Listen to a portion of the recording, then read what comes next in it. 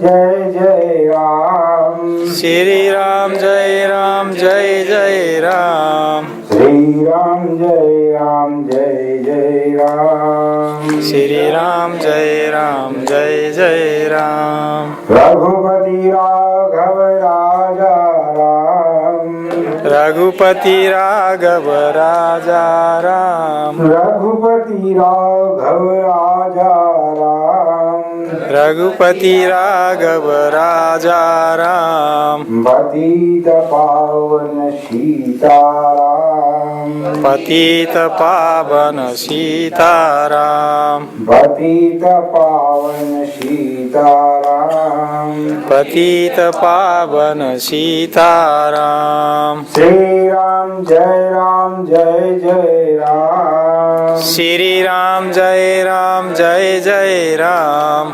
श्री राम जय राम जय जय राम। श्री राम जय राम जय जय राम। श्री राम जय राम जय जय राम। श्री राम जय राम जय जय राम। श्री राम जय राम जय जय राम। श्री राम जय राम जय जय राम। नमः पार्वती पते हर हर महादेव। दाई ओ दाई इधर आ जाओ।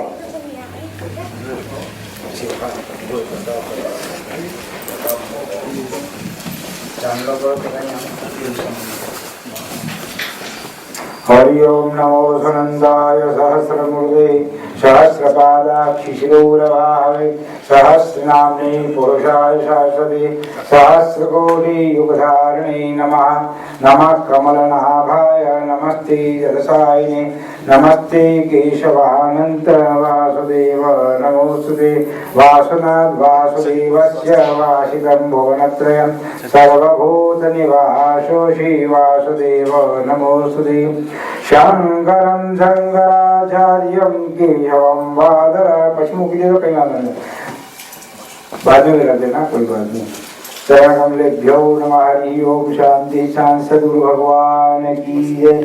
पूज्य स्वामी जी के श्री चरणों में निवेदन किया हम लोगों को गीता का उपदेश और जैसे देते आ रहे वैसे ही आगे महाराज जी हम लोगों को वह उपदेश ज्ञान देंगे, हम लोग श्रवण करेंगे उसको। हरि ओम।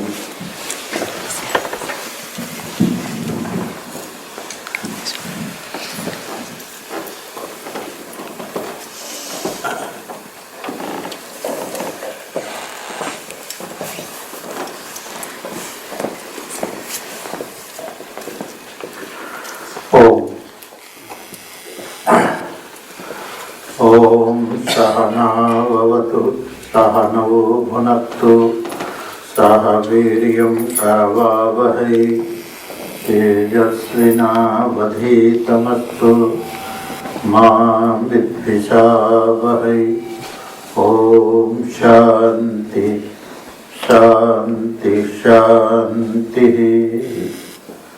ध्याये नित्यं महेशं रजतगिरिनिभं चारुचन्द्रावतंसं रत्नाकल्पोज्ज्वलंगं परशुमृगवरा वेतिहस्तं प्रसन्नं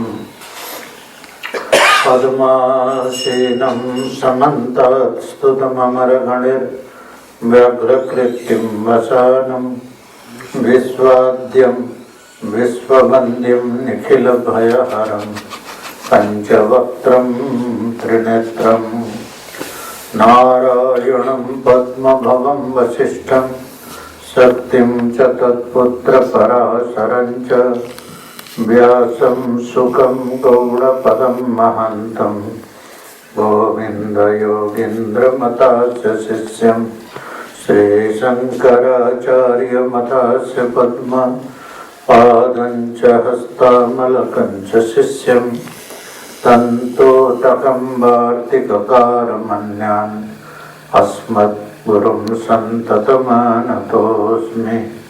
विशुद्धज्ञानदेहाय त्रिवेदिदिव्यचक्षुषे श्रेयः प्राप्तिनिमित्ताय नमः सोमार्धधारिणे। ओम शांति शांति शांति।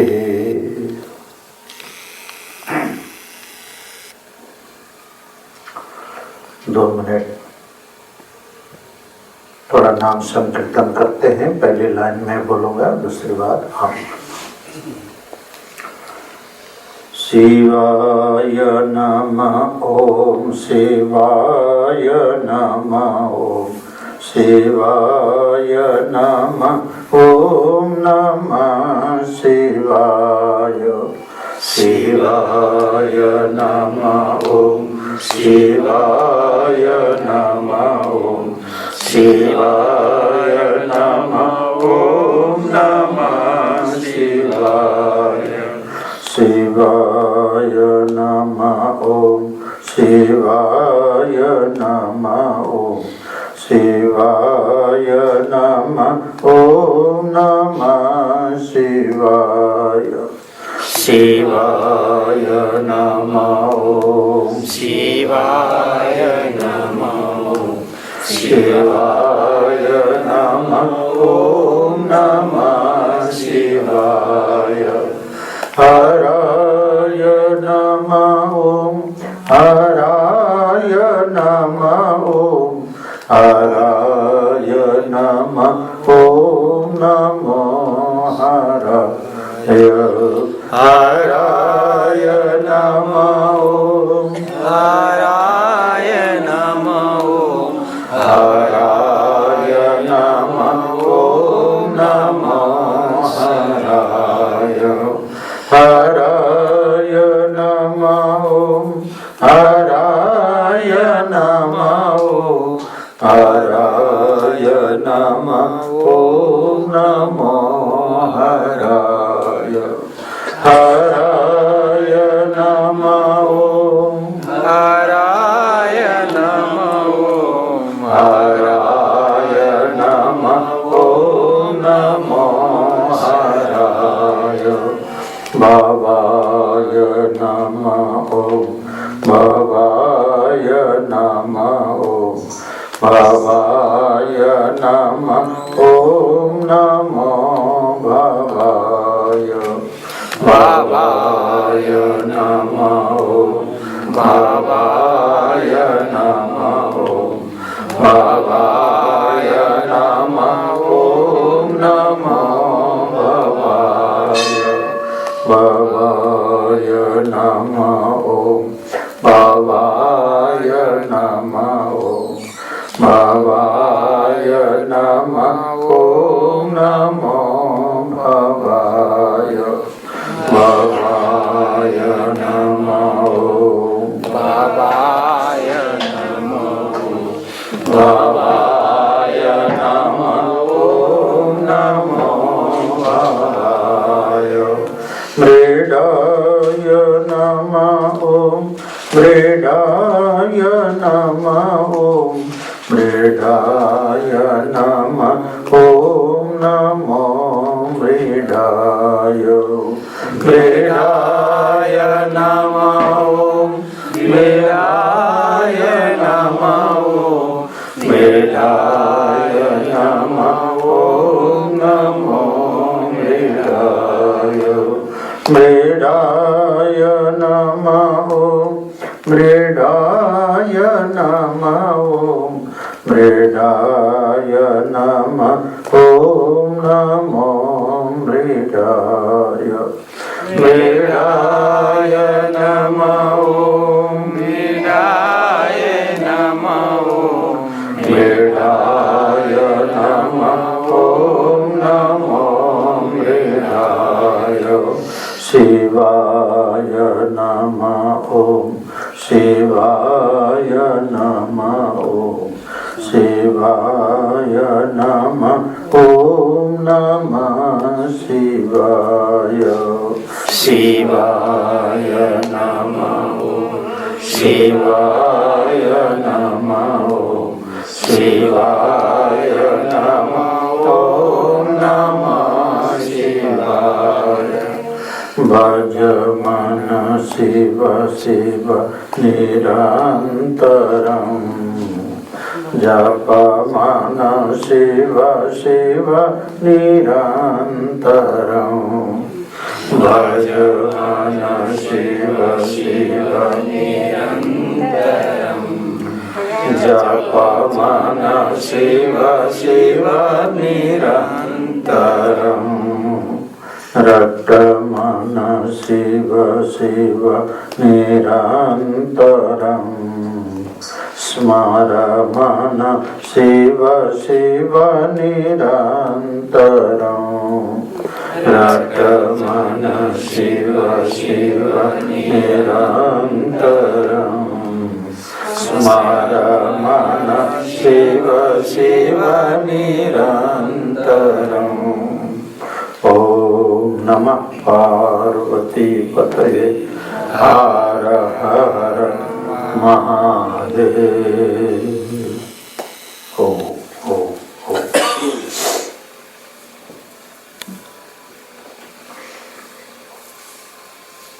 पवित्र तीर्थ स्थल गीता मंदिर के सभा कक्ष में 10 दिवसीय प्रवचन वेदांत प्रवचन माला के अंतर्गत आज 6ठा दिन हो गया है ना।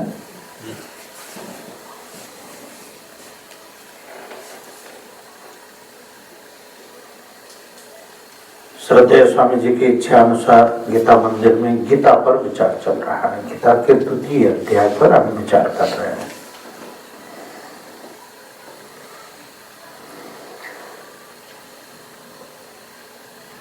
द्वितीय अध्याय में हमने कल तक विचार किया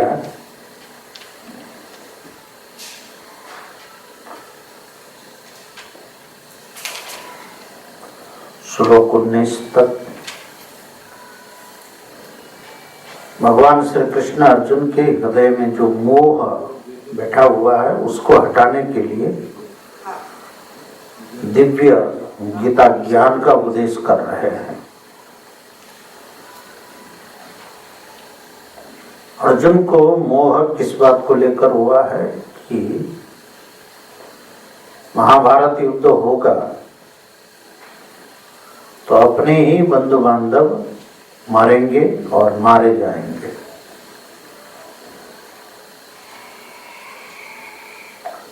शरीर के मृत्यु को ही आत्मा की मृत्यु मानता है अर्जुन।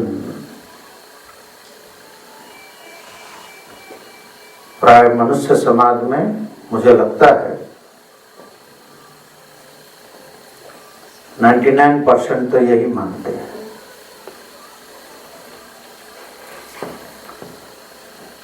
पूरे विश्व में मनुष्य समाज में जितने मनुष्य हैं 99% तो यही मानते हैं कि शरीर की मृत्यु के साथ ही सब कुछ खत्म हो जाता है, आत्मा भी खत्म हो जाता है।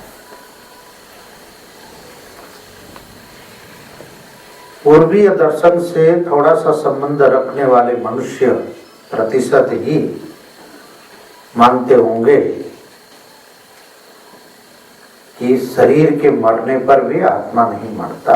वो प्रतिशत के हिसाब से विचार करें, मुझे लगता है बहुत ही कम है, क्योंकि ये धारणा, ये निश्चय पूर्वीय दर्शन का ही निश्चय है।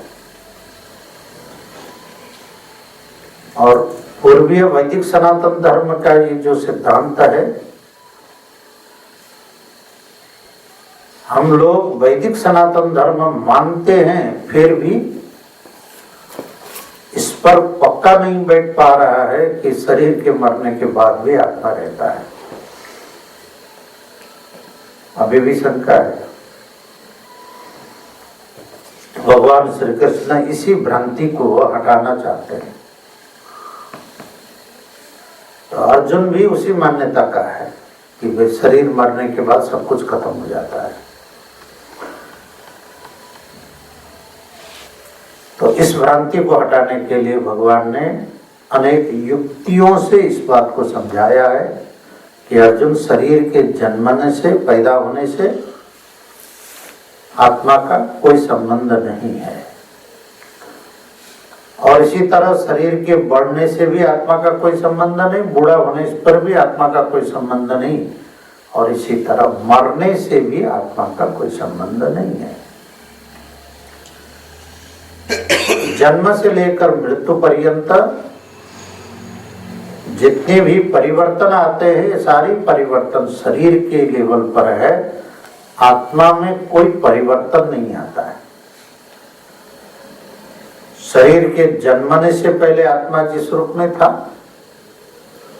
शरीर के पैदा होने के बाद भी उसी रूप में है, और शरीर के बदलावों के साथ में भी आत्मा उसी रूप में है, जो बदलाव बिना बदले रहता है। और इसी तरह शरीर के मरने पर भी आत्मा बिना मरे रहता है, और दूसरा शरीर वह ले लेता है।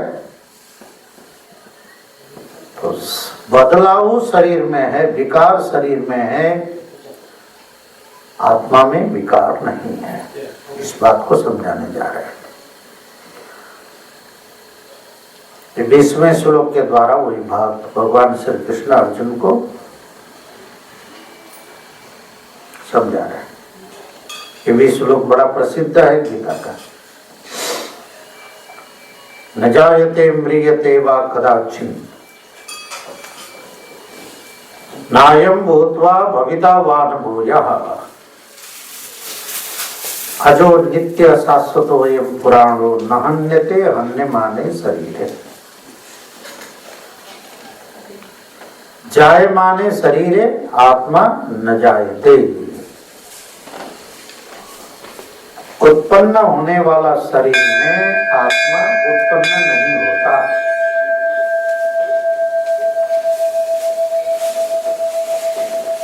न जायते, इसी तरह न म्रियते, शरीर के मरने पर भी आत्मा नहीं मरता। न जायते न म्रियते।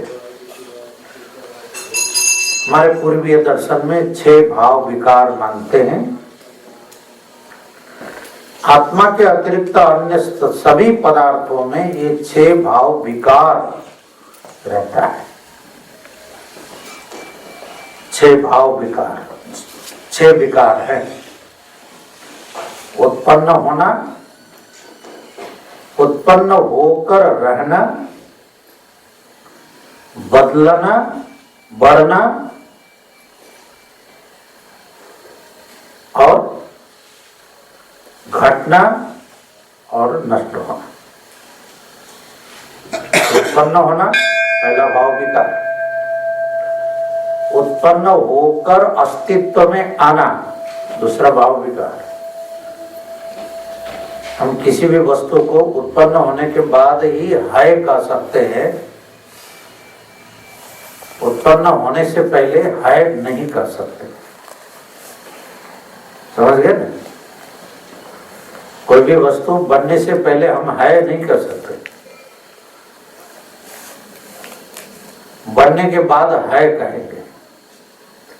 घर में यदि रोटी बनी हो, बाजार की रोटी, घर बाजार में कहीं रोटी बनी हो खरीद के लेके रखे हैं। आजकल तो अमेरिका में तो बनी बनाई रोटी ला के रखते हैं। इंडिया में अभी शुरू हो चुका है, बड़े बड़े शहरों मेगा सिटियों में इंडिया में भी शुरू हो गया है बनी बनाई रोटी लाना। लेकिन यहाँ तो अब मिलता ही है बनी बनाई रोटी, घर में रोटी नहीं बनाते। बनानी हो तो भात बना लेते हैं लेकिन रोटी नहीं बनाते, पराठा बनी बनाई है।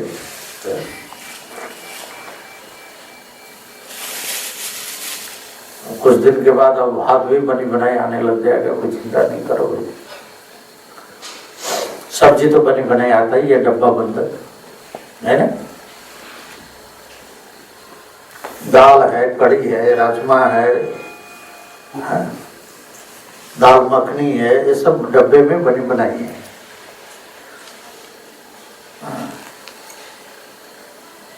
एक जगह हम गए, महाराज आप क्या खाएंगे, दाल भात खाएंगे कि दाल रोटी खाएंगे? हमने कहा भाई ये शरीर में शुगर है, संभव हो तो दाल रोटी खिला दो।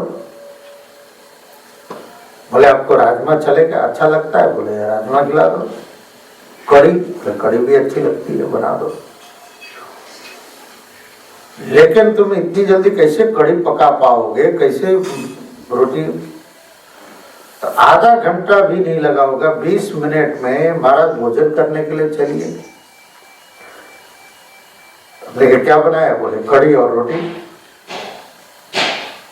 तो आधा घंटे में कड़ी कैसे पक गया? पकौड़े वाली कड़ी, पंजाबी कड़ी। खाने बैठे तो गर्मा गर्म कड़ी रोटी बैठी। ये कैसे हुआ? तो बोले महाराज कड़ी भी डब्बे में था, डब्बा खोला, बस सील बंद, डब्बा खोल दिया, गर्म कर दी, हो गया। रोटी तो तैयार था पैकेट में, तवा में सेक दिया, हो गया गर्म। तो रेडीमेड कड़ी मिलता है। दिल्ली में हमारे एक भक्त है, वो तो फैक्ट्री है, वो सब्जियों का डब्बा बंद भोजन बनाते हैं। कड़ी, पकौड़ी, राजमा, पनीर पालक सब बनाते हैं। उत्पन्न होने के बाद है कहते हैं, उत्पन्न होने से पहले है नहीं कर सकते जिसको। तो पहला भाव विकार उत्पत्ति, उत्पन्न होना। दूसरा भाव विकार उत्पन्न होकर अस्तित्व में आना। और तीसरा भाव विकार बढ़ना। चौथा भाव विकार बदलना। बढ़ना अलग चीज है और बदलना अलग चीज। और पांचवा भाव विकार घटना और छठा भाव विकार नष्ट होना। ये षड भाव विकार बोलते हैं हमारे वेद में। तो ये आत्मा के अतिरिक्त अन्य यावत पदार्थों में ये नियम लागू होता है। रोटी बनने के बाद है, लेकिन बनने से पहले है नहीं कर सकते। तो जैसे सामान्यतया शरीर उत्पन्न होने के बाद है, लेकिन उत्पन्न होने से पहले है नहीं कर सकते। तो सामान्य शरीर में होने वाले जो नियम हैं षड्भाव विकार, अज्ञानी लोग आत्मा में ही उस विकार को लागू करते हैं। तो उत्पन्न हुआ शरीर, तो कह देते हैं कि आत्मा उत्पन्न हुआ। उत्पन्न होने के बाद अस्तित्व में आया है शरीर, कह देते हैं कि आत्मा भी उत्पन्न होकर अस्तित्व में आया। जबकि आत्मा उत्पन्न होकर अस्तित्व में नहीं, वो तो उसका अस्तित्व तो स्वतः सिद्ध है, बिना उत्पन्न हुए। इसलिए स्वतः सिद्ध बोलते हैं आत्मा को। और शरीर के बदलने के साथ साथ ही कह देते हैं कि आत्मा भी बदल गए। शरीर के बढ़ने के साथ साथ में कह देते हैं कि आत्मा बढ़ गया। हम लोग भी वही शब्द प्रयोग करते हैं। अब तो मैं बड़ा हो गया, लोग कहते हैं ना, पहले मैं छोटा था, अब मैं बड़ा हो गया। तो पहले छोटा क्या था? मैं छोटा था कि मेरा शरीर छोटा था? तो कोई ये नहीं बोलता है कि पहले मेरा शरीर छोटा था, कोई नहीं बोलता है मैं छोटा था। फिर कहता है कि अब मैं बड़ा हो गया। तो मैं बड़ा हो गया कि शरीर बड़ा हुआ? अब बदलाव आ गया, तो किसमें बदलाव आ गया भाई? शरीर में बदलाव आया कि मेरे में बदलाव आ गया? शरीर में आने वाले बदलाव को मेरे में, अपने में बदलाव मानता है। कई बार सूक्ष्म शरीर में आए हुए बदलाव को भी वो आत्मा में आया हुआ बदलाव मानता है। कहते हैं ना, मेरा बेटा पहले बहुत चंचल था, अब बड़ा शांत है? पहले बहुत चंचल था, अब शांत है। मेरे बेटे में क्या आ गया? बदलाव आ गया है। कहते हैं कि देखो पहले बहुत ही गुस्सैल था, छोटे छोटे बात पर बड़ा क्रोध करता था, तो अब थोड़ा शांत हो गया, अब क्रोध नहीं करता। अब ये क्रोध करना, छोटे छोटे बात पर क्रोध करना या क्रोध न करना, ये न स्थूल शरीर में है न आत्मा में है। क्रोध करना न स्थूल शरीर में है न आत्मा में है। ये क्रोध करना किसमें है? सूक्ष्म शरीर में। हाँ, क्रोध करना भी सूक्ष्म शरीर में, न करना भी सूक्ष्म शरीर में। हाँ, अब सूक्ष्म शरीर के धर्म को आत्मा में मारकर कह देते कि पहले बहुत क्रोधी था, अब शांत हो गया, मेरा बदल गया, मेरा बेटा। बेटा बदला कि बेटे का शरीर बदला? बेटे का स्वभाव बदला। स्वभाव बदला। स्वभाव या तो स्थूल शरीर में हो सकता है या सूक्ष्म शरीर में होगा। आत्मा का स्वभाव में बदलाव नहीं आता है। आत्मा एक रूप होता है, पहले जैसा था वैसे रहेगा, क्योंकि आत्मा में तीन चीज है, उसमें बदलाव कभी नहीं आता है। वो उसका स्वरूप है। सत ये आत्मा का स्वरूप है। चित्त ये आत्मा का स्वरूप है। चैतन्य, चित्त माने चित्त का अर्थ क्या हुआ? चैतन्य। चैतन्य ये आत्मा का स्वरूप है। हाँ, बिना पैदा हुए होनापना, सत ये आत्मा का स्वरूप है। आनंद यानी सुख, आनंद ये आत्मा का क्या है? आत्मा का स्वरूप है। हाँ। अद्वितीय, आत्मा में दो नहीं हो सकते। आत्मा दो नहीं हो सकते, आत्मा में विभाजन नहीं हो सकता है। अद्वितीय, आत्मा का दूसरा रूप नहीं है। हाँ। ये चार चीज आत्मा का स्वरूप है। सत, चित, आनंद और अद्वितीय। कभी बदलेगा नहीं। अद्वितीय से बदलकर दो हो जाना, तीन हो जाना, यह आत्मा का स्वभाव नहीं है। समझे नहीं? आपको मंदिर, आप मंदिर में आए, अब स्वामी जी ने मंदिर में एक लड्डू का प्रसाद दिया, तुरंत प्रसाद हाथ में लेते ही आप अपने बच्चों को याद किया, तब उस एक लड्डू को थोड़ा सा तोड़कर अपने मुख में डाल ली, और बाकी किसके लिए रखा? बच्चों के लिए, कि प्रसाद है, बच्चों को भी दूं। अब आप घर में लेके चले जाओगे तो उसको फिर तोड़कर एक को दोगे, दूसरे को दोगे, तीसरे को दोगे, चौथों को दोगे। एक लड्डू के चार टुकड़े हो गए कि नहीं? हैं? एक लड्डू में चार टुकड़े होना ये योग्यता थी, ये संभावना थी, तभी चार टुकड़े हुए ना। चार टुकड़े होना उसका स्वभाव था, उसका धर्म था, उसमें संभावना थी, तभी आप कर पाए। यदि संभावना न होती तो कर पाते? न कर पाते। इसी तरह टुकड़ों में बांटना ये आत्मा का स्वभाव नहीं है। इसलिए आत्मा कभी भी एक से दूसरा हो जाए और दूसरे से तीसरा हो जाए, तीसरे से चौथा हो जाए, ये कभी भी संभव नहीं। तब लोगों के दिमाग में एक बात समझ में नहीं आती है। जब वेदांत ये कहता है कि आत्मा एक है, तो लोगों के दिमाग में एक बात नहीं बैठती, शंका करते हैं आत्मा एक ही है, तो फिर एक के मरने पर सभी मरना चाहिए। आत्मा एक ही है तो एक के पैदा होने पर सभी पैदा होनी चाहिए। आत्मा एक ही है तो एक को भूख लगने पर सभी को भूख लगनी चाहिए। आत्मा एक ही है तो एक के हंसने पर क्या होना चाहिए? सबको हंसी आना चाहिए। है? सबको हंसना चाहिए। सबको हंसना चाहिए। आत्मा एक ही है तो एक के रोने पर सबको रोना चाहिए। और आत्मा एक ही है तो एक के सोने पर सबको सोना चाहिए।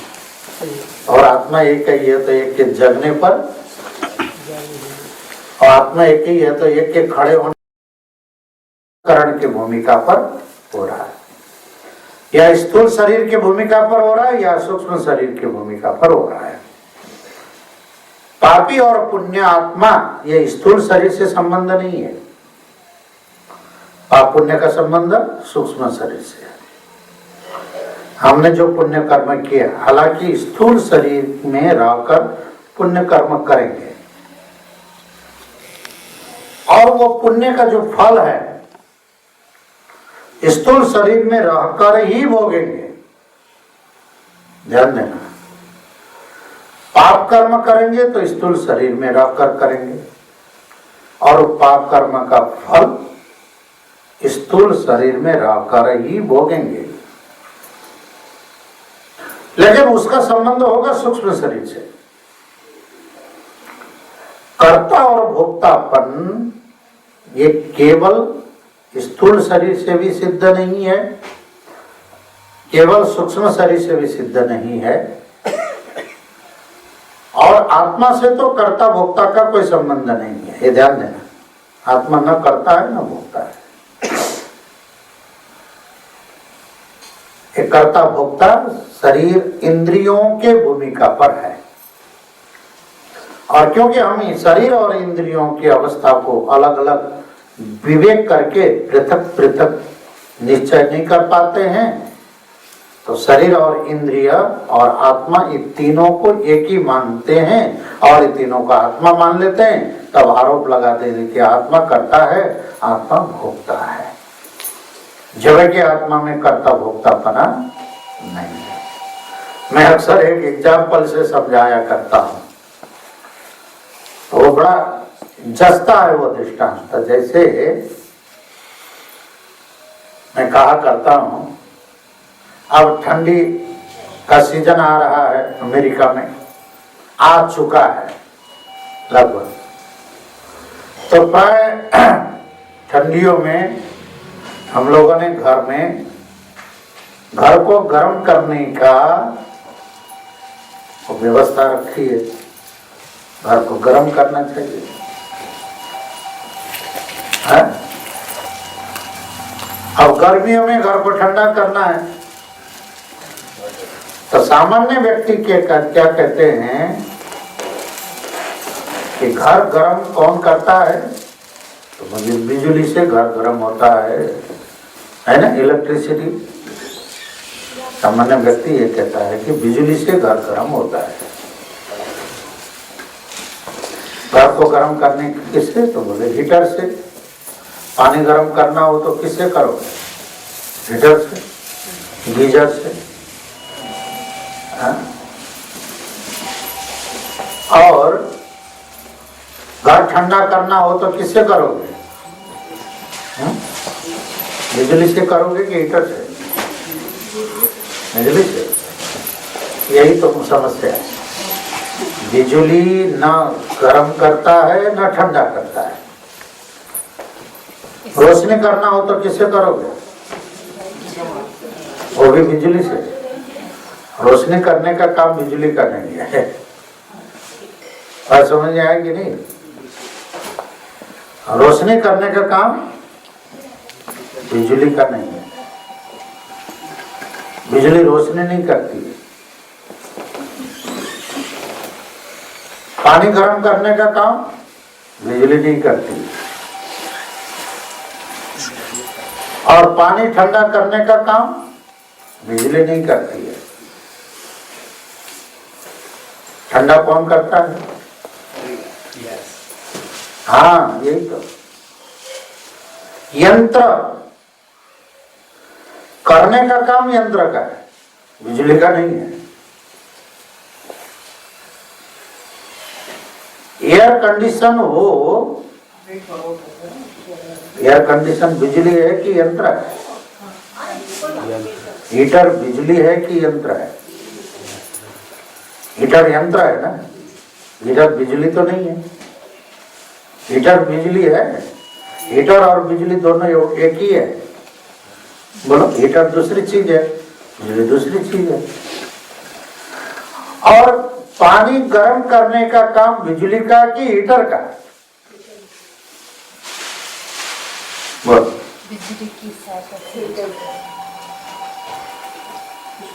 बिजली का नहीं। और पानी ठंडा करने का काम बिजली का कि रेफ्रिजरेटर का, फ्रिज का? फ्रिज का है, बिजली का तो नहीं है। और रोशनी करने का काम किसका है? बल्ब का है। बात समझ गए कि नहीं? रोशनी करने का काम किसका है? बल्ब का, बिजली का नहीं है। ये बात अलग है, बिजली होना जरूरी है, बिजली होती है, समझ गए कि नहीं? पावर होता है, बिजली होती है, लेकिन बिजली करती नहीं है। हाँ, करने का काम बिजली के होने में, और यंत्र करते हैं। बोलो, देखने का काम आत्मा का कि आंख का? देखने का काम आत्मा का नहीं है। देखने का काम किसका है? आंख का है, आत्मा का नहीं है, ध्यान देना। यदि आत्मा का होता तो आंख बिगड़ने पर भी, आत्मा तो शरीर में है ही है, तो हमेशा देखते रहना चाहिए था। है? क्या आंख बंद हो गया, आप बिगड़ गए, तो क्या आत्मा ही खत्म हो गया? आत्मा तो है। आत्मा को होता तो फिर क्यों नहीं देखता है? क्या बोलता है? आत्मा चला गया इसलिए देख नहीं पा रहा हूं, कहता है कि आंख खराब हो गई इसलिए देख नहीं पा रहा हूं, कहता है। बोलो, तो क्या सिद्ध हो गया? देखने का काम किसका है? आंख का है। घर में फ्रिज चल रही है, ठंडा पानी तो है, लेकिन जब पानी गर्म करना था,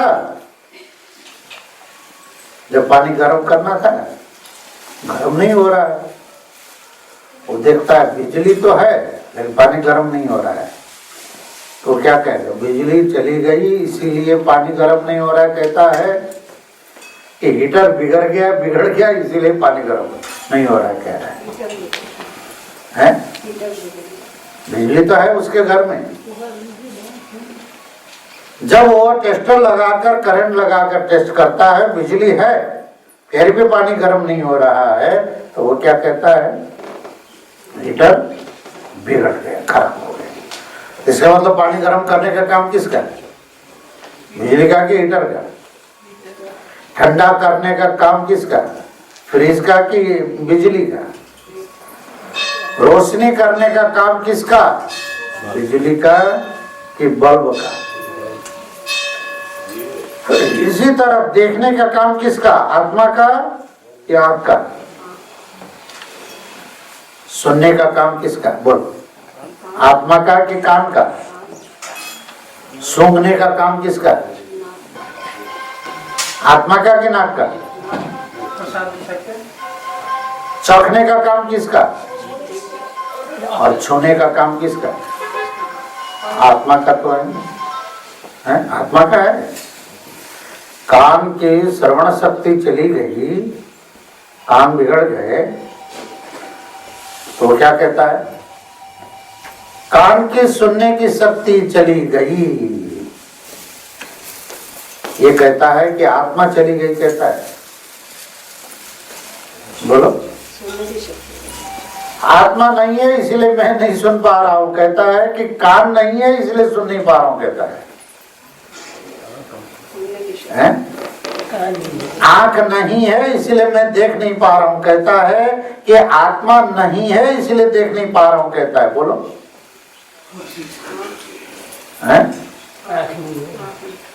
आत्मा नहीं है इसलिए देख नहीं पा रहा हूं, ऐसा तो नहीं कहता है ना? नहीं। तो इससे क्या सिद्ध हो गया? देखने का काम आंख का है, यंत्रों का है। कुछ भी करना हो तो करने के लिए यंत्र अलग अलग चाहिए। घर में अलग अलग के लिए यंत्र अलग अलग हैं कि बिजली अलग अलग है? बोलो। बिजली एक, यंत्र अनेक। बुलाओ, मुझे उत्तर दो। रोशनी करने के लिए अलग है बल्ब, पानी गर्म करने के लिए यंत्र अलग है हीटर, पानी ठंडा करने के लिए यंत्र अलग है फ्रिज। समझिए ना, बिजली अलग तो नहीं है ना। बिजली केवल होती है, बिजली करती नहीं है। करना किसका काम? यंत्रों का। इसी तरह आत्मा केवल होता है, आत्मा करता नहीं है। करना किसका काम है? शरीरों का। समझ गए ना? स्थूल शरीर का, सूक्ष्म शरीर का, 5 चीज है करने के लिए। और ये 5 मिले बिना कर्म नहीं हो पाएगा, कर्तृत्व तो नहीं हो पाएगा। आप लोग गीता सुन रहे हो,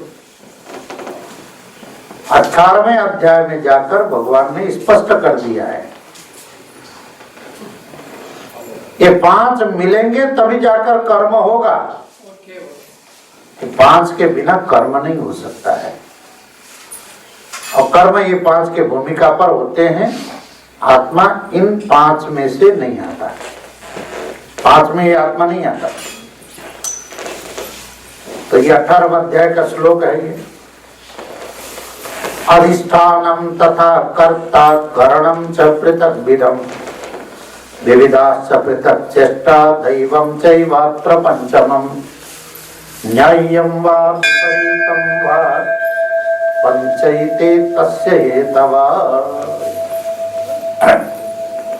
हे अर्जुन, चाहे सत्कर्म करो चाहे असत कर्म करो, चाहे पुण्य कर्म करो चाहे पाप कर्म करो, ये कर्म करने के लिए, और कर्म 3 प्रकार के होते हैं। त्रिविधम कर्मणा त्रिविधम फलम, शुभ कर्म, अशुभ कर्म और मिश्र कर्म। समझ गए? पुण्य कर्म, पाप कर्म और पाप और पुण्य मिले हुए मिश्र कर्म। ये मनुष्य जन्म पाप कर्म का फल है कि पुण्य कर्म का फल है? किसने कह दिया? हाँ हाँ, कई कहा है ऋषियों ने, गुरुओं ने कह दिया है, बड़े भाग मानस तन पावा, ऐसा तो कह दिया है तुलसीदास ने। हाँ, बड़े भाग मानस तन पावा सुर दुर्लभ सदग्रंथ गावा साधन धाम मोक्ष कर द्वारा पाही न जेहि परलोक समारा। लेकिन कठोपनिषद आदि में, उपनिषद में आया है, पुण्येन पुण्यम लोकम नयति पापेन पापम उभाभ्यम मनुष्य लोकम। ये वेद का वाक्य है, उपनिषद का वाक्य है। पुण्य माने शुभ कर्म, पुण्य कर्म, सत्कर्म। मरने के बाद सत्कर्म के चलते जीवात्मा को देवता आदि शरीर की प्राप्ति होती है। पुण्येन पुण्यम लोकम नयति पापेन पापम। अब पाप कर्म अधिक होगा तो उस पाप कर्म के चलते पाप योनि में जाएगा जीवात्मा, यानी पशु आदि सुकर कुकर आदि शरीर को प्राप्त कर लेगा। उहाभ्याम मनुष्य लोकम। अब पाप और पुण्य दोनों बराबर हो गया मनुष्य लोक। समझ गए कि नहीं? अब आप लोगों ने अनुभव किया होगा ना, इस मनुष्य शरीर में आपको रहते हुए कितने वर्ष हो गए? अपने अपने हिसाब से बोल देना भाई। है? इस मनुष्य शरीर में आपको रहते हुए कितने वर्ष हो गए? हो गए होगा 60 वर्ष, 70 वर्ष, है? कोई 80 भी पहुंचे हो, शायद 80 पहुंचा हुआ तो देख नहीं रहा। 74 है, रहे होंगे ना। अच्छा, 74 तक इस शरीर में आप रह रहे हो, पूरा का पूरा जीवन भर दुख ही दुख भोगा कि सुख भी भोगा? दोनों भोगे हो। इसका मतलब क्या है? मनुष्य जन्म दोनों का फल है। पुण्य का फल है कि सुख भी भोग रहे हैं, और पाप का फल है कि दुख भी भोग रहे हैं। सुख दुख दोनों। हमारे उपनिषद के हिसाब से ये होता है कि यदि जीवन के पूरे जीवन का यदि हिसाब किया जाए तो एक मनुष्य,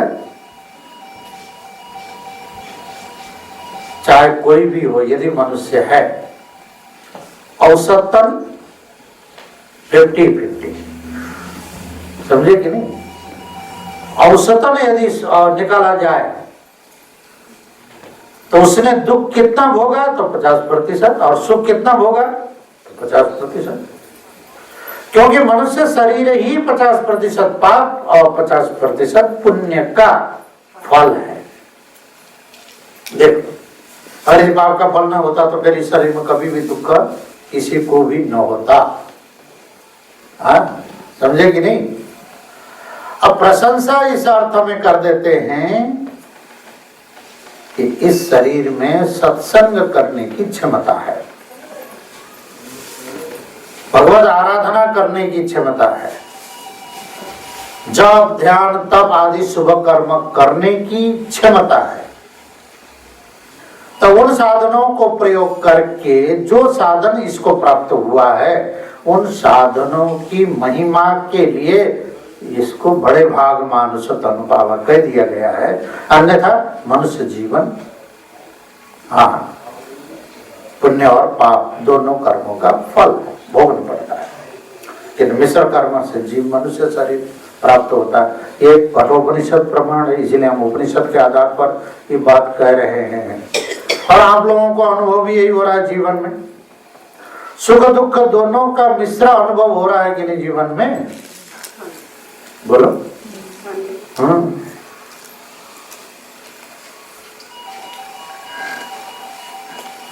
तो आत्मा कुछ करता नहीं है। कर्तृत्व तो किसमें है? यंत्रों में। यंत्र क्या है? शरीर आदि ही यंत्र है। 15वें 18वें अध्याय में इस बात को भगवान श्री अधिष्ठान माने पहला चाहिए शरीर।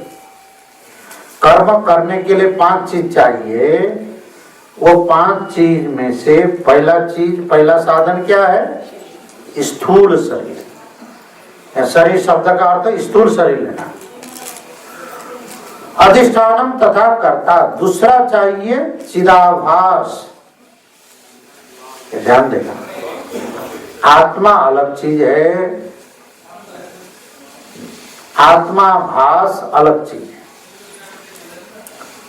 वेदांत में ये समझना बहुत जरूरी है। चैतन्य अलग चीज है और चिदाभास अलग चीज है।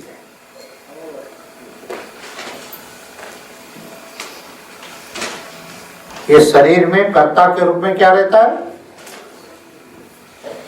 कर्ता कौन? चिदाभास।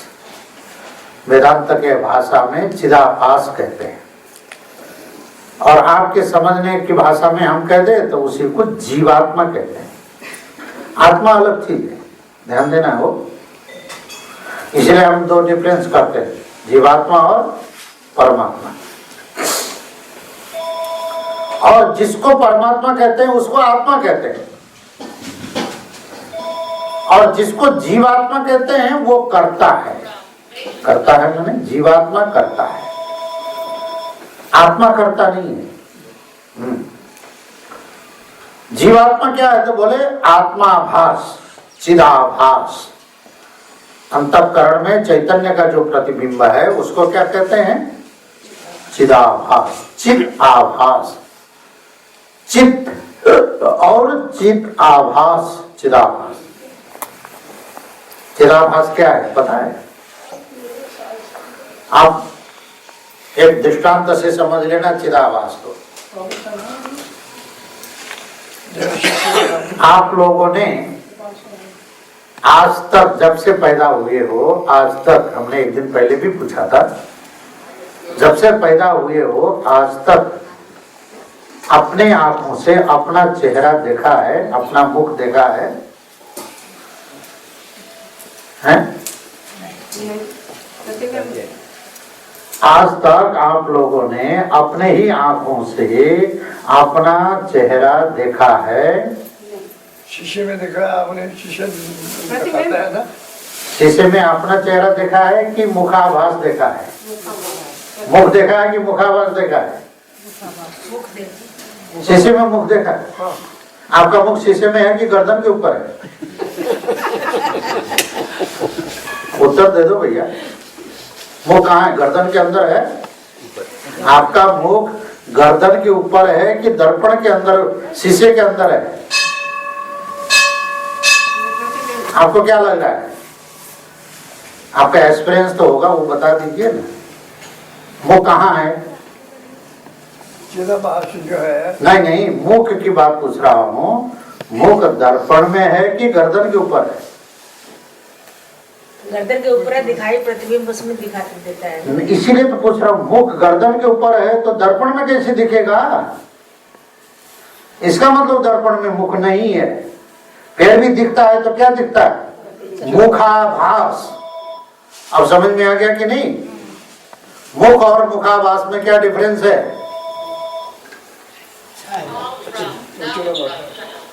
है? मुख और मुखाभास में अंतर समझ में आया कि नहीं आपको? मुख कहाँ है? गर्दन के ऊपर। दर्पण में है मुख किसी का? कोई भी कहेगा कि मेरा मुख दर्पण में है, कहेगा कोई? है? फिर दर्पण में क्या दिख रहा है? मुखाभास दिख रहा है। समझे कि नहीं? जैसे दर्पण में मुखाभास, मुख नहीं है, मुख दर्पण से भिन्न है, इसी तरह चिदाभास, चिदाभास मुख जैसा, मुख नहीं है तो, परंतु दर्पण में मुख नहीं है, परंतु मुख जैसा आभास है। अब समझ में आ गई ना?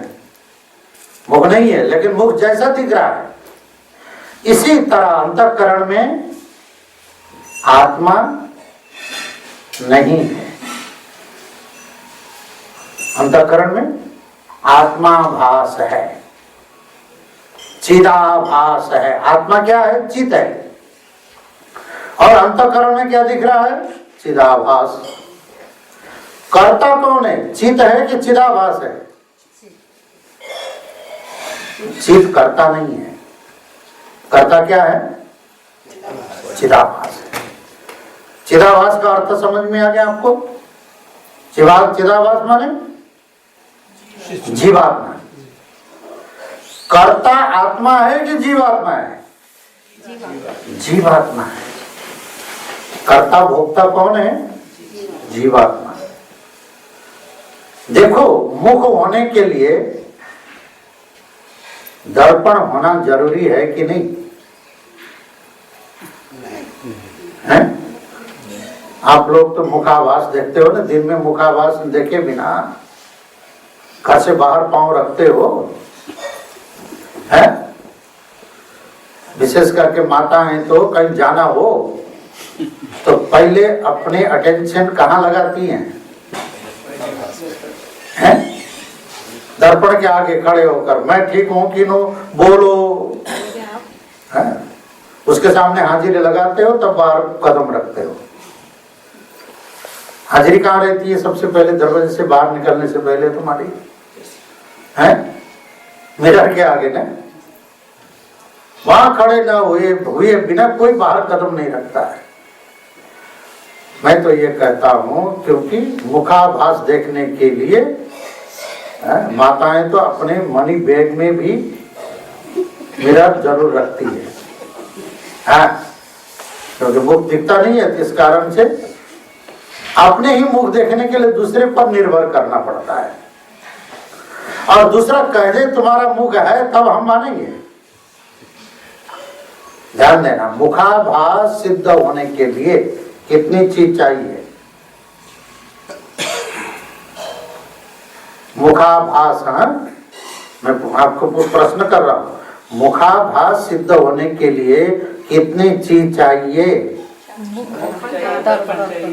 दर्पण चाहिए और आँख चाहिए और रोशनी चाहिए। आँख हो, मुख हो, ध्यान देना, आँख हो, मुख हो, दर्पण हो और रोशनी ना हो तो मुखाभास सिद्ध होगा कि नहीं? है? अब रोशनी हो, मुख हो, आँख हो, दर्पण न हो तो मुखाभास सिद्ध होगा कि नहीं? रोशनी भी चाहिए, दर्पण भी चाहिए। अब रोशनी भी है, दर्पण भी है, मुख भी है, आंख नहीं है तो मुखाभास दिखेगा कि नहीं? बोलो, नहीं दिखेगा। और ऐसा भी तो हो सकता है, दर्पण भी हो, शीशा भी हो, आंख भी हो और मुख न हो, है? चारों का होना जरूरी है। तब चारों होंगे तब क्या दिखेगा, क्या सिद्ध होगा? मुखाभास सिद्ध होगा। और समझ में आ गई ना? मुख सिद्ध होने के लिए कितने चाहिए?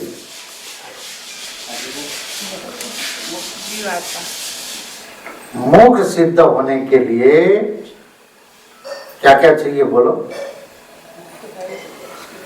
दर्पण यदि न हो मुख सिद्ध होगा कि नहीं? मुख की बात कह रहा हूं, मुख मुखाभास की बात नहीं। आप कंफ्यूज हो गई है। बत्ती न हो तो मुख सिद्ध होगा कि नहीं? होगा। मिरर न हो तो मुख सिद्ध होगा कि नहीं? आंख न हो तो मुख सिद्ध होगा कि नहीं? होगा। बोलो, होगा। क्या अंधों का मुख सिद्ध नहीं होता है? होता है। धृतराष्ट्र का मुख सिद्ध नहीं था? अच्छा, धृतराष्ट्र ने मुखाभास देखा होगा कि नहीं? नहीं। क्यों नहीं देखा? उसके घर मिरर नहीं था, तो धृतराष्ट्र के यहाँ दर्पण नहीं था, आंख नहीं थी, इसलिए आज तक उसने मुखाभास नहीं देखा। समझ गए? मुख गर्दन के ऊपर है धृतराष्ट्र का, लेकिन मुखाभास सिद्ध होने के लिए चारों चीज होना जरूरी है। लेकिन मुख सिद्ध होने के लिए केवल मुख होना जरूरी है, और चीज न हो तो भी मुख स्वतः सिद्ध है। इसी तरह चिदाभास सिद्ध होने के लिए अंतःकरण की सूक्ष्म शरीर की आवश्यकता है। ध्यान देना, सूक्ष्म शरीर की आवश्यकता किसके लिए है? जीवात्मा सिद्ध करने के लिए, चिदाभास सिद्ध करने के लिए, कर्ता भोक्ता सिद्ध करने के लिए सूक्ष्म शरीर की, स्थूल शरीर की आवश्यकता है। समझे? लेकिन आत्मा सिद्ध करने के लिए,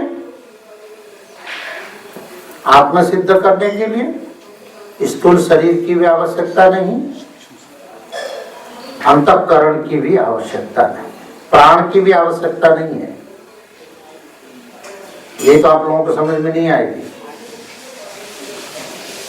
आत्मा सिद्ध करने के लिए प्राण की आवश्यकता नहीं है, आत्मा सिद्ध करने के लिए इंद्रियों की आवश्यकता नहीं है। आत्मा सिद्ध कर स्वतः सिद्ध है, दर्पण की आवश्यकता नहीं। मुख सिद्ध करने के लिए, मुख सिद्ध करने के लिए रोशनी की आवश्यकता नहीं, स्वतः सिद्ध है। मुख सिद्ध करने के लिए आंख की आवश्यकता नहीं, स्वतः सिद्ध है। लेकिन मुखाभास सिद्ध करने के लिए किस किस की आवश्यकता है? बोलो। ये बात समझ गए तो वेदांत समझ में आ जाएगा आपको। तो समझ रहे हैं, लेकिन वो है मुख सभी को पता है, आत्मा को किसी ने देखा नहीं, क्या चीज? तो उसको आत्मा किसी ने देखा नहीं है, उसको समझना, और मुख तो सबको। अरे भाई सुनो, आत्मा किसी ने देखा नहीं, इसीलिए कैसे माने कि आत्मा सिद्ध है ना? मुख देखा है तुमने अपना? मुख के बारे में पता है, मुख सबके बारे कैसे? आत्मा तो आत्मा है, ये तो स्वतः सिद्ध है। स्वतः सिद्ध। क्या तुम्हें अभी तक ये पता नहीं है कि आत्मा है कि नहीं? स्वामी जी उनको अनुभव करना, उनको वही तो आत्मा है। ऐसे मुख सिद्ध होने के लिए दर्पण के बिना भी मुख सिद्ध है। मैं एग्जाम्पल यही तो दे रहा हूं। दिख नहीं रहा है मुख, अपना मुख दिख नहीं रहा है, अपने आंखों से अपना मुख दिख नहीं रहा है। दिख क्या रहा है अपने आंखों से? बोलो। अगर शीशा मैला हो तो मुख नहीं दिखाई देगा। मुख नहीं दिखेगा, नहीं, मुखाभास नहीं दिखेगा। मुख और मुखाभास अलग कर लो। मुखाभास चिदाभास के ये मगर सब ज्ञान। अरे बाबा, यही तो कह रहे हो ना, मुखाभास भी नहीं दिखेगा। श्रुति कहती है सत्य में ज्ञान मना तुम ब्रह्म। श्रुति क्या कह रही है? तो हम ही कह रहे हैं। हाँ। क्या हम श्रुति के विपरीत कह रहे हैं? नहीं है? मुखाभास तुम जो कह रहे हो, दर्पण यानी मिरर यदि गंदा हो तो मुखाभास ही नहीं दिखेगा। बात तो ये है। इसी तरह चिदाभास तो तुम्हारा अंतःकरण यदि मैला हो, अंतःकरण में काम क्रोध आदि हजारों विकार यदि बैठे हों, तो तुम शरीर के अलावा चिदाभास अलग है, इतनी बुद्धि भी नहीं आएगी। हाँ? शरीर को ही तुम आत्मा मान के बैठ जाओगे। शरीर से भिन्न चिदाभास है, जीवात्मा है, ये नहीं मान पाओगे। परमात्मा की तो बात ही छोड़ दो ना। मुख तो दिखेगा नहीं, दर्पण मैला हो तो मुखाभास भी नहीं दिखेगा। तुम्हारा अंतःकरण काम क्रोध विकारों से भरा हुआ हो तो परमात्मा तो दिखेगा नहीं। जीवात्मा का भी तुम्हें बोध नहीं होगा। हाँ, तो ये बात पक्की हो गई कि मोक्ष सिद्ध करने के लिए और किसी की आवश्यकता नहीं। मुख शरीर के जन्म के साथ ही सिद्ध है। ये बात समझ में आई कि नहीं? है? मुख सिद्ध करने के लिए रोशनी की आवश्यकता नहीं, मुख सिद्ध करने के लिए दर्पण की आवश्यकता नहीं, मुख सिद्ध करने के लिए आंख की आवश्यकता नहीं। मुख जन्म, शरीर के जन्म के साथ ही मुख सिद्ध है। इसी तरह परमात्मा अर्थात आत्मा सिद्ध करने के लिए तुम्हारी शरीर की आवश्यकता नहीं। परमात्मा आत्मा सिद्ध करने के लिए तुम्हारी इंद्रियों की आवश्यकता नहीं। परमात्मा अर्थात आत्मा सिद्ध करने के लिए तुम्हारे प्राण की आवश्यकता नहीं। आत्मा या परमात्मा सिद्ध करने के लिए तुम्हारे अंतःकरण की भी आवश्यकता नहीं है। परमात्मा अर्थात आत्मा तो स्वतः सिद्ध है। लेकिन आत्माभास वेदांत के भाषा में चिदाभास यानी जीवात्मा, कर्ता भोक्ता जीवात्मा, ये सिद्ध करने के लिए स्थूल शरीर की भी आवश्यकता है, प्राण की भी आवश्यकता है, इंद्रियों की भी आवश्यकता है, अंतःकरण की भी आवश्यकता है। अंतःकरण के बिना चिदाभास सिद्ध नहीं होगा। प्राण के बिना जीवात्मा सिद्ध नहीं होगा। इंद्रियों के बिना जीवात्मा सिद्ध नहीं होगा। ये सब की आवश्यकता पड़ती है। और इन सब के मिला जुला स्वरूप चिदाभास है, यानी जीवात्मा है। और इस शरीर में कर्ता वो जीवात्मा है, आत्मा नहीं। आत्मा का अर्थ कूटस्थ। हाँ, आत्मा कूटस्थ। कूटस्थ और जीवात्मा में यही तो अंतर है। बात समझ में आ गई? आपको बहुत मुश्किल पड़ रही है, ये हल्ला हो रहा है उधर। आरती हो रही है। आरती नहीं हो रही है, मुख आरती हो रही है। कर आरती न होकर मुख आरती हो रही है। आत्मा की चर्चा है, आत्माभास। मुख की चर्चा के साथ मुखाभास। आप लोगों ने वस्त्राभास देखा है कि नहीं? वस्त्र तो देखा है, वस्त्र देखा है कि नहीं? और वस्त्राभास देखा है कि नहीं? वस्त्राभास कहाँ देखा है? दर्पण।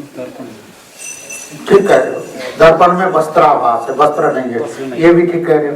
बिना दर्पण का वस्त्राभास देखा है कि नहीं? है? कभी कभी पानी में परछाई दिखे। नहीं, ठीक है, पानी में वो भी तो आभास ही है। देखो, हम लोग जो मूर्ति रखे हैं ना देवियों का, भगवान का, सबको वस्त्र पहना रखा है ना? वो तो देखा है। अच्छा, उन्हें किसी कुशल चित्रकार ने देवी का मूर्ति बना दिया। एक कपड़े के ऊपर, ध्यान देना है, एक कपड़े के ऊपर उसने देवी का मूर्ति बना दी, फोटो बनाया, चित्र बनाया। चित्रकार ने देवी का चित्र बनाया। देवी को साड़ी पहनाएगा कि नहीं? वो चित्र में जो साड़ी पहनाया जाएगा वो क्या होगी? वो क्या होगा? है? वस्त्राभास। वस्त्राभास है। चित्र में जो वस्त्र पहने हुए हो वो क्या है? वस्त्र में चित्र बनाया। ध्यान देना, चित्र कहाँ बनाया? वस्त्र में बनाया, वस्त्र में चित्र बनाया। और चित्र में फिर साड़ी बनाना पड़ेगा कि नहीं उस चित्रकार को? है? वस्त्राभास चित्रकार ने बनाया कि जुलाहा ने बनाया? वस्त्र चित्रकार ने बनाया कि जुलाहा ने बनाया? वस्त्र जुलाहा ने बनाया। और वस्त्राभास मूर्ति ने जो चित्र ने जो साड़ी पहन रखा है, राम ने जो पीताम्बर पहन रखी है, राम का चित्र बनाया और राम को धोती लगा दी। तो राम का जो चेहरा शरीर बनाया किससे? कपड़े में राम का शरीर बनाया किससे? ऑयल पेंट से, है ना? और उनका कपड़ा बनाया किससे? कपास से। वस्त्र बनाया किससे? वस्त्र बनाया कपास से, धागे से। और वस्त्राभास बनाया किससे? पेट से। वस्त्र जुलाहा की कल्पना है, ध्यान देना।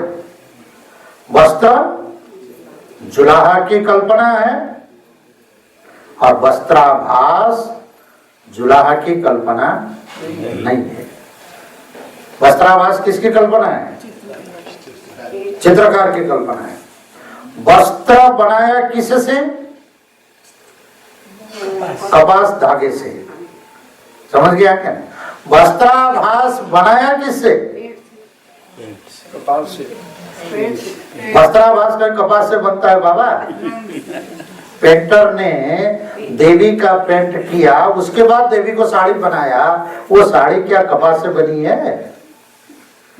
बोलो। पेंट से बनाया।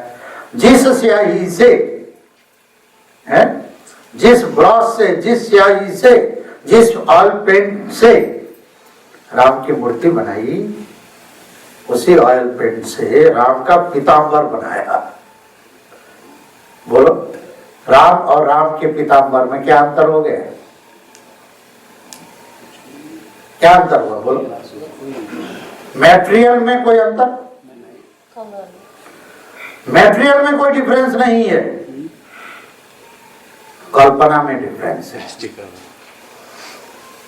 एक हो गया राम का शरीर, दूसरा हो गया राम का पीताम्बर। और रंग वही है, ब्रश वही है, कल्पना करने वाला चित्रकार वही है। उसी ब्रश से, उसी स्याही से, उसी रंगों से राम को भी बनाया, उसी स्याही से, उसी रंग से उसने वस्त्र भी बना दी। तो राम को क्या बनाया? रामाभास, राम नहीं है,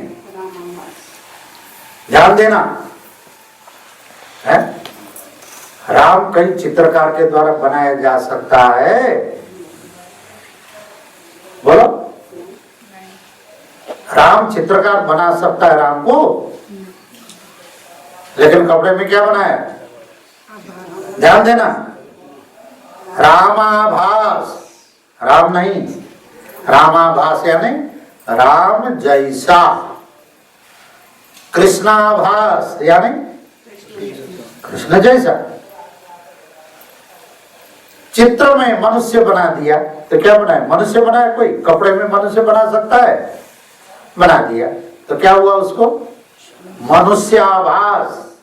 पशु बना दिया तो क्या हुआ? चित्र में जो पशु है तो क्या है? पशु है, पशुआभास। इसी तरह अंतःकरण में क्या है? चिदाभास। अब दूसरा ध्यान देना, मैं क्या कहने जा रहा हूं, ये बारीकी समझना जरूरी है। जहां वस्त्राभास है, वस्त्राभास तो आप समझ गए ना, है? चित्रकार की जो वस्त्र की कल्पना है उसको क्या कहा? सीता को ब्लाउज लगा दिया, चोली लगा दी। वो सीता जी को चित्र में चोली का कपड़ा कल्प किया, वो क्या हो गया? चोलियाभास हो गया, चोली का आवाज। साड़ी लगा दिया तो साड़ियाभास हो गया, है? साड़ी जैसा, साड़ी नहीं है, साड़ी जैसा। वस्त्र नहीं है, वस्त्राभास। वहां दो वस्त्र है, ध्यान देना, एक ओरिजिनल वस्त्र, रियल वस्त्र।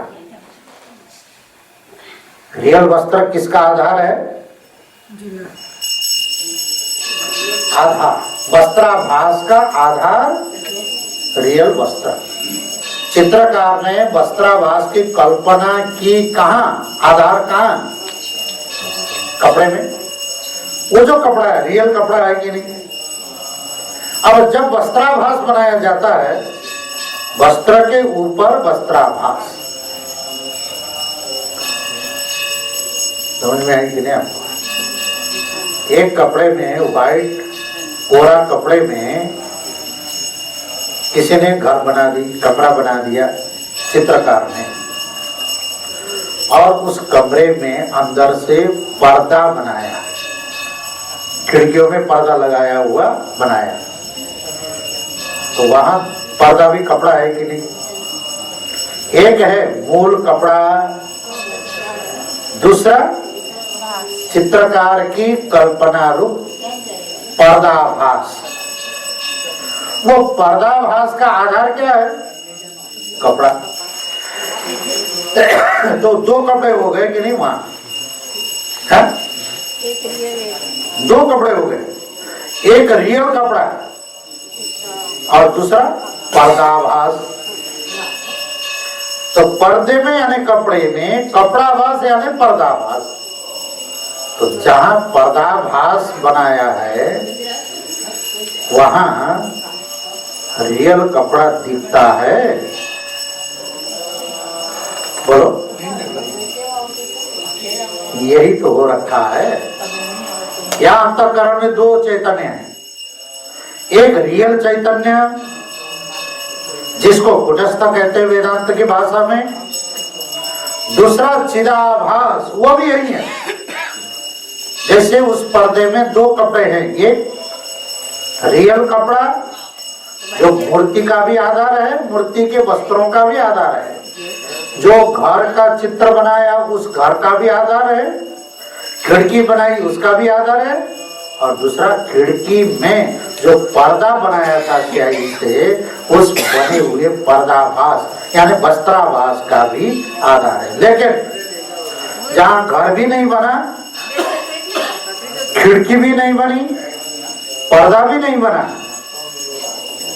ऐसे कोरा कपड़ा जहाँ पड़ा है वहां तो कपड़ा स्पष्ट दिखता है कि नहीं? हाँ? जहाँ कोई चित्र कुछ भी नहीं बना है वहां तो कोरा कपड़ा स्पष्ट ये वस्त्र है, ये भान होता है कि नहीं? लेकिन उसी कपड़े में जो चित्र बनाया था, पर्दा आदि बनाया था कल्पना करके, तो कल्पित कपड़े के चलते क्या हो गया? कपड़ा दिखता नहीं, कपड़ा नहीं दिखता। इसी तरह ये अंतःकरण में दो चैतन्य, एक सत्य चैतन्य, रियल चैतन्य, परमार्थ चैतन्य, जिसको वेदांत में ब्रह्म कहते हैं, जिसको वेदांत की भाषा में परमात्मा कहते हैं, जिसको वेदांत की भाषा में कूटस्थ कहते हैं, वह दूसरा चिदाभास, जिसको वेदांत में जीवात्मा, जिसको वेदांत में कर्ता भोक्ता आत्मा। और जहां कर्ता भोक्ता आत्मा तो सभी को अनुभव हो रहा है। आपको पूछा जाए इस समय गीता मंदिर में बैठकर आप क्या कर रहे हो? सत्संग कर रहे हैं। सत्संग सुन रहे हो? ये सुनने का काम तुम्हारा है कि कान का है? हमने तो तुमसे पूछा था तुम्हारे कान क्या कर रही है, तो हम नहीं सुन रहे थे, नहीं पूछा था ना? हमने ये पूछा तुम्हारी कान क्या कर रही है? हमने क्या पूछा? तुम क्या कर रहे हो बोलो। और तुमने उत्तर क्या दिया? सत्संग सुन रहे हैं। तुम सुन रही हो तो तुम्हारी कान सुन रही है। बोलो।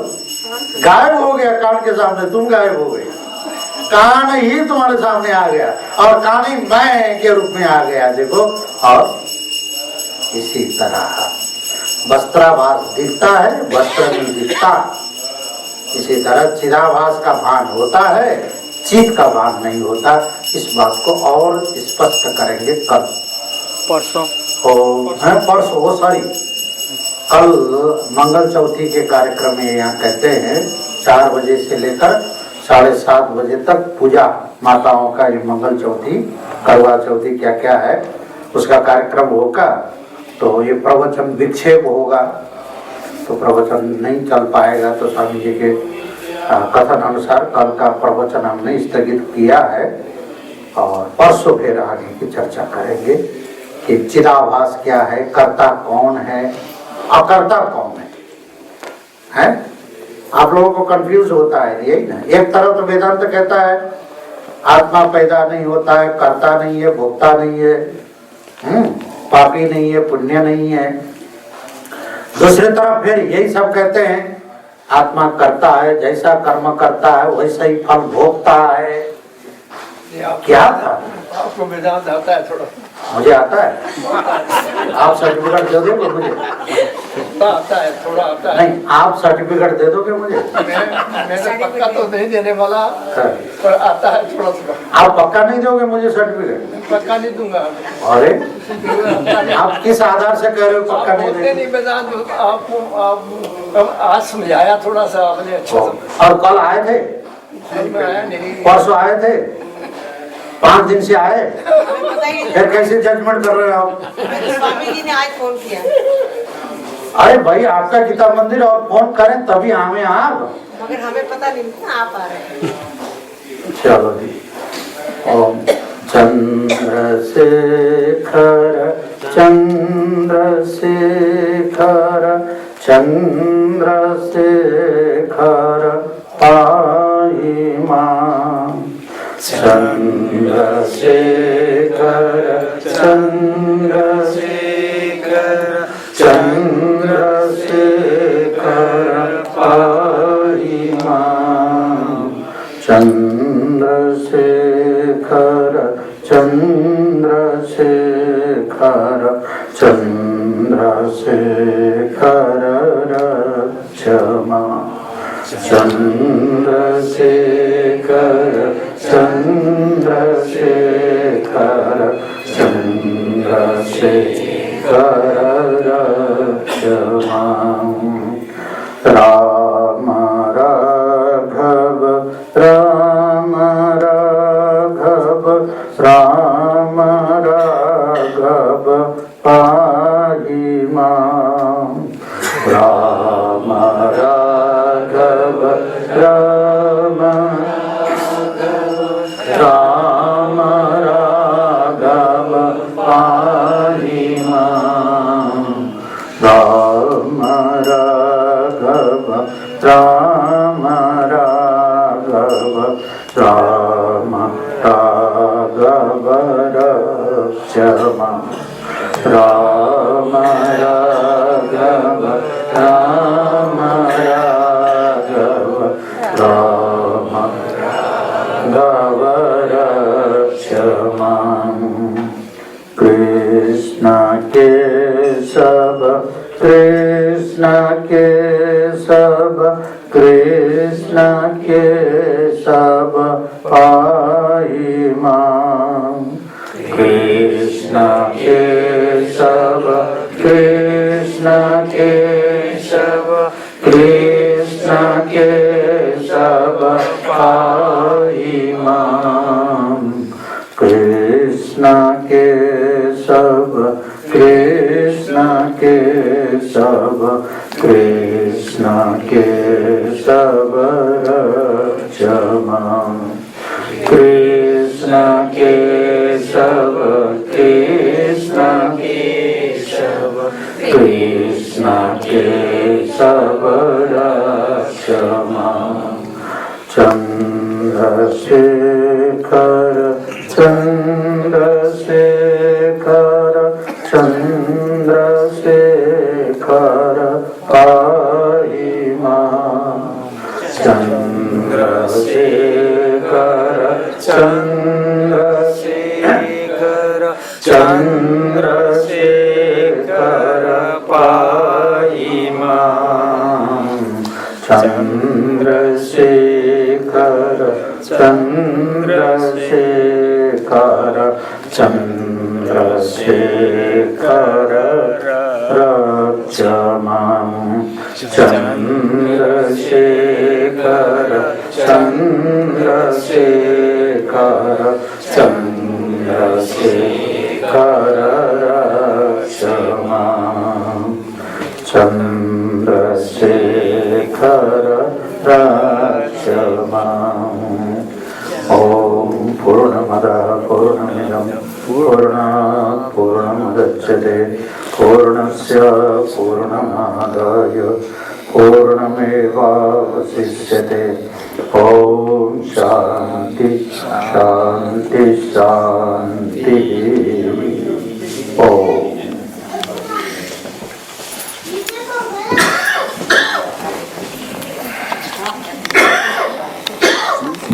सत्य सनातन धर्म की जय हो। सभी लोग महाराज जी से प्रसाद ले लें।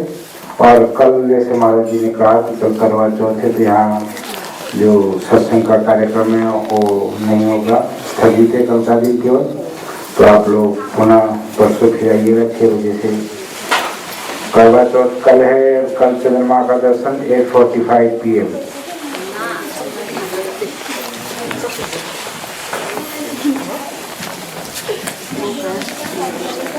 प्रेसिडेंट कहाँ चले गए? गीता मंदिर गया।